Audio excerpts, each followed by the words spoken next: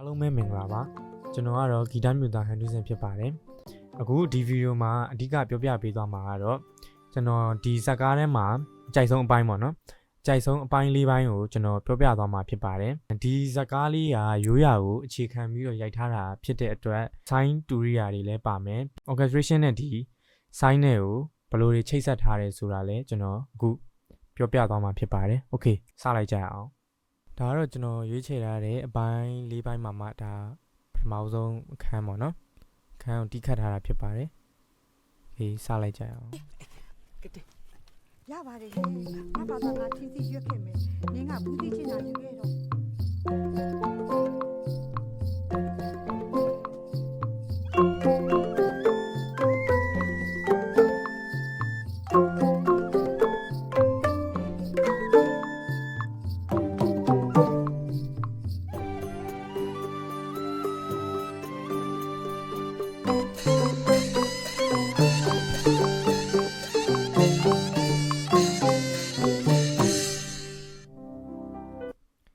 โอเค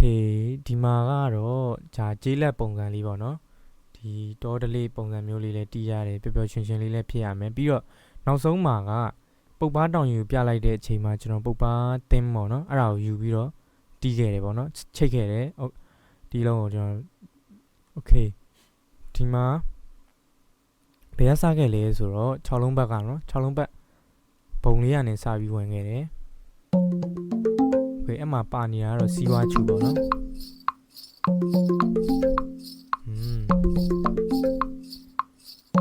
ူကဒီတိုင်းပဲသွားနေတော့ပတ်တန်ဖြစ်တဲ့အတွက်ကျွန်တော်မောင်းလေးရလဲပါမယ်ပေါ့နော်နှစ်ပါးပေါ့ဘုံနှစ်ပါးပြီးတဲ့အချိန်မှာမောင်းပါမယ်မောင်းရင်ကြည့်ရပေါ့နော်โอเคဒီမှာဆိုင်းဝင်ပါပြီခင်ဗျာရှိတယ် flute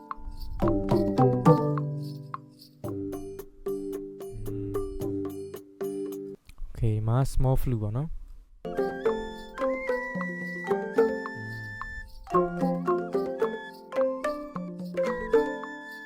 အမှမတိမတာပါနေရကျွန်တော်တို့ဘာရှိမလဲဆိုတော့ပစ္စည်းကားတို့ပေါ့နော်ပစ္စည်းကားတို့ကသူကတရောကိုဒီလိုကျိုးပေါ့တရောကျိုးကိုကုတ်တဲ့အတန်ပေါ့နော်အဲ့ဒီအတန်လေးကကပ်ပါနေတယ်ပြီးရင်ဒီမှာဒါကျွန်တော်ဟို orchestra ပေါ့တရောတွေပတ်တွေကိုကျွန်တော်အကုန်ဖွင့်လိုက်တော့မယ်နော်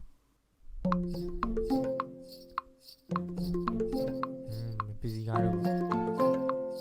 ဒါတော့ပစ္စည်းကားတို့လိုက်ပြပါ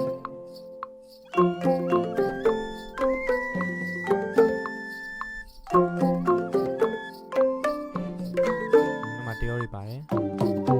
လာပြီး orchestraဒါမြန်မာပလွေးပေါ့နော်အမှဘာကြံမလဲဆိုတော့ကျွန်တော်တို့နှဲပေါ့နှဲရဒီမှာဘဲရအဝင်မှာစီရိုဖေးလေးလည်းပါသေးတယ်ဒါကတော့စီရိုဖေးပေါ့နော်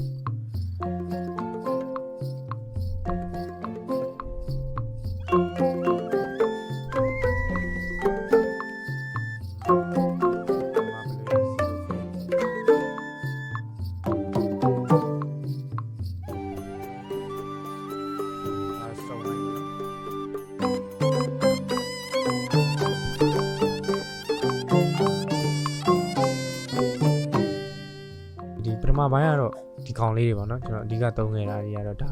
ဒီမြန်မာတူရီယာတွေပြီး orchestra ဘတ်ပေါ့နော်ပပလေးတွေပါပဲဒါကတော့ပထမပိုင်းဖြစ်ပါတယ်